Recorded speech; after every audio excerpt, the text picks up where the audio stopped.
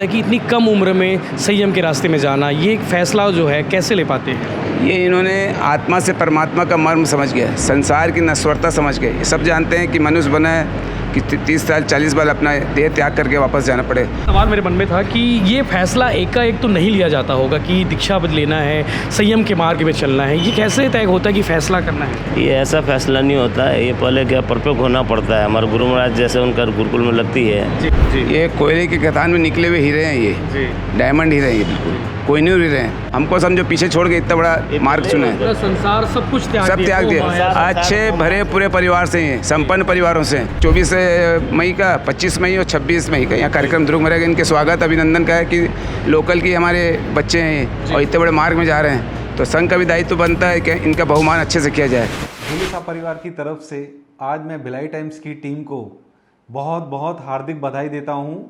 आज उन्होंने 10 लाख परिवारों को एक साथ जोड़ के जो ये न्यूज़ का कार्यक्रम किया है, और इसी सफलता को मैं उनको बहुत बहुत बधाई देना चाहता हूँ। आज ये भिलाई टाइम्स भिलाई में है। हमारी ये आशाएं हैं कि वो पूरे आज छत्तीसगढ़ में घर घर में ये न्यूज़ होनी चाहिए।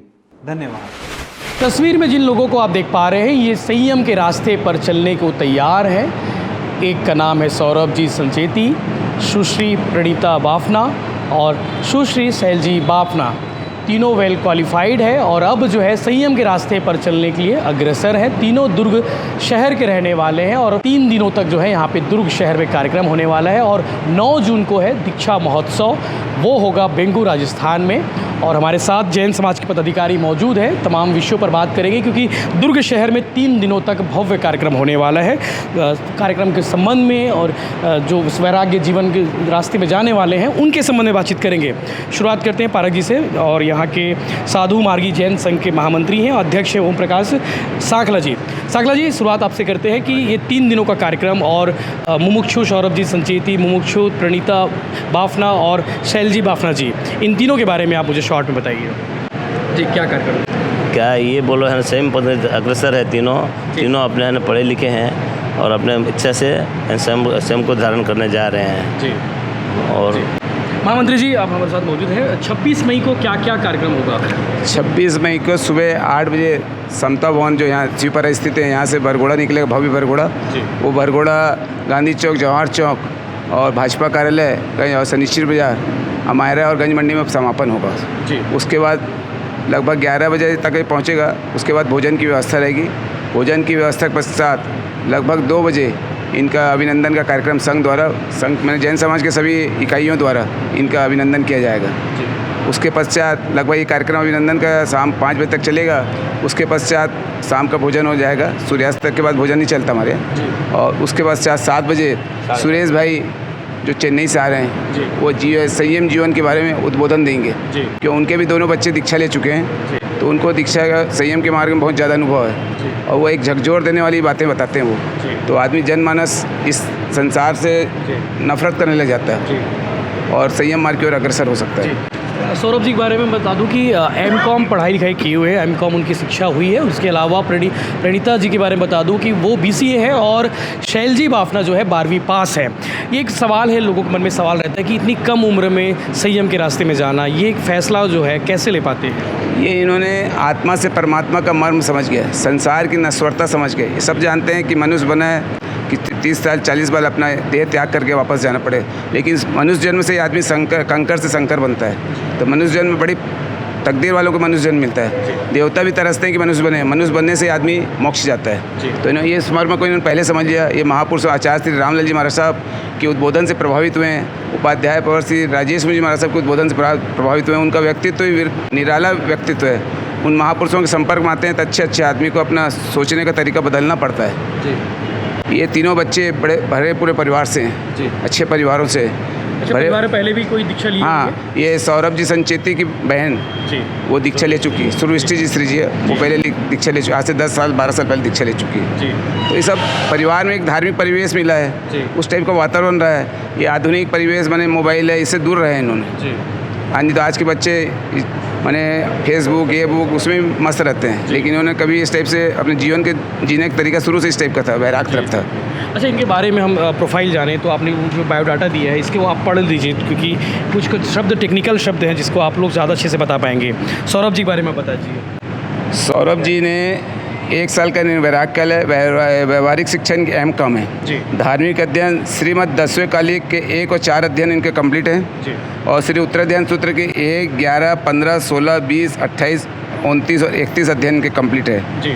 श्री पुच्छिसुनम उवाई सूत्र की 22 गाथाएँ हैं, लघु दंडक गति गति सिद्धांत 32, भक्तांबा स्त्रोत्र चिंतामणि पार्श्वनाथ 5 समिति 3 गुप्ती आत्मशुद्धि उस्वंगर स्रोत बड़ी साधुवदना रत्नाकर 25 मेरी भावना।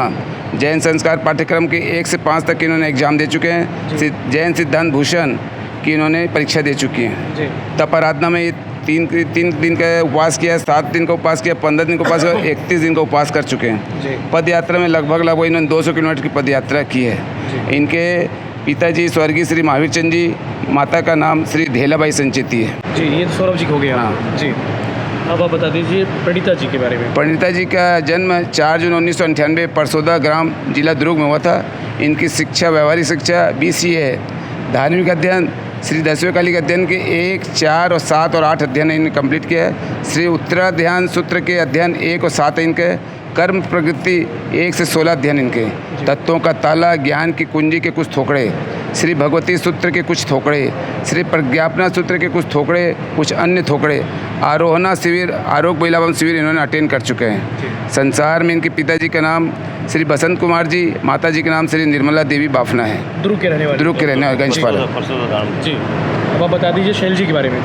मुमुक्षु शैली बाफना, जन्म तिथि 27 जुलाई 2002, जन्म स्थान अर्जुनदा दुर्ग, वैराग काल लगभग 2.5 साल, बद्ध विहार लगभग 200 किलोमीटर, व्यवहारिक शिक्षा 12वीं, धार्मिक अध्ययन पुच्छिसुनम श्री 10वें कालिक सूत्र के कुछ अध्ययन, श्रीमद् उत्तराध्यान सूत्र के कुछ अध्ययन, सुख विपाक सूत्र के 2 अध्ययन, तत्व का ताला पूर्ण, प्रज्ञापना जी के कुछ थोकड़े, भगवती सूत्र जी के कुछ थोकड़े, भूषण और कोविद की परीक्षा, धार्मिक परीक्षा इन्होंने दे चुके हैं जी। इनके पिताजी का नाम श्री दिनेश कुमार जी, माता का नाम श्री रोमा जी बाफना है। जी जी जी। मतलब काफ़ी लंबा रहा है, 2.5 वर्ष इनका वैराग्य काल। 2.5 साल रहा वैराग काल। इस वैराग्य काल में क्या करते हैं? वैराग काल में लगभग इस संयम मार्ग में बढ़ने के लिए एक पूर्व तैयारी कर सकते हैं। उसमें ये लाइट पंखों से दूर, मैंने रात को पंखा लाइट यूज़ नहीं करते हैं, टीवी यूज़ नहीं करते, AC का यूज़ नहीं करते हैं, चप्पल धारण नहीं करते हैं, सूर्यास्त होने के बाद भोजन नहीं करते हैं, रात को सूर्यास्त भोजन चढ़ के पानी भी नहीं पीते हैं रात को। और अपने नियम का जो उसकी एक तैयारी होती है, प्री प्लान होता है, पहले तैयारी, उस तैयारी में लग्न रहते हैं। अभ्यास रहता है, अभ्यास करना शुरू कर देते हैं, पूरा अभ्यास। इसकी परीक्षा भी होती होगी? परीक्षा होती है ना, ये बताया नहीं, इन्होंने भूषण और कोविद की परीक्षा दी और इन्होंने आचार्य भवन के सानिध्य में वहाँ एक शिविर लगता है, आरोग्य महिलावन। ये कहाँ लगता है? ये राजस्थान में जहाँ बीकानेर में लगता है, अलग अलग एरिया में लगता रहता है, तो वहाँ जाके ट्रेनिंग लेते हैं। उस ट्रेनिंग में इनके फिर ट्रेनिंग के बाद एग्जाम होते हैं, इंटरव्यू होता है, इंटरव्यू में ये सफल हो जाते हैं तब इनको आगे के अप्रूवल मिलता है। उसमें नहीं प्रोसेस है कि ये मार्ग बहुत संयम का मार्ग, कठिन मार्ग है। फिर लेने के बाद इसको ऐसा नहीं कि छोड़ दें, करने वाला नहीं है, इसे पूरी पक को ठोक बजा के दिया जाता है। ऐसा कभी हुआ भी नहीं होगा ना कि कोई संयम मार्ग के बाद? वो तो भगवान महावीर होता है, भगवान महावीर के समय भी हुआ, 1-2 जन होते हैं, ये कोई बात नहीं होता है, लेकिन इसके पहले ठोक बजा के देखा जाता है कि इस टाइप की संभावना मत रहे, बहुत कड़ी परीक्षा ली जाती है। अच्छा, कौन से संत महात्मा के सामने? ये आचार्य श्री रामलाल जी महाराज साहब के सानिध्य में दीक्षा लेंगे और उपाध्याय पर श्री राजेश जी महाराज साहब के सानिध्य। पूरा कार्यक्रम राजस्थान बेगू में। उससे पहले 3 दिनों तक भिलाई दुर्ग में कार्यक्रम 24 मई का, 25 मई और 26 मई का यहाँ कार्यक्रम दुर्ग में रहेगा। इनके स्वागत अभिनंदन का है कि लोकल की हमारे बच्चे हैं और इतने बड़े मार्ग में जा रहे हैं, तो संघ का भी दायित्व बनता है कि इनका बहुमान अच्छे से किया जाए, ताकि इस बहुमान से आने वाली पीढ़ी में बच्चे भी सबक लें कि संयम का मार्ग कितना अच्छा मार्ग है, राजमार्ग है। इसमें जाने से पहले इतना अभिवादन होता है, इतना स्वागत होता है।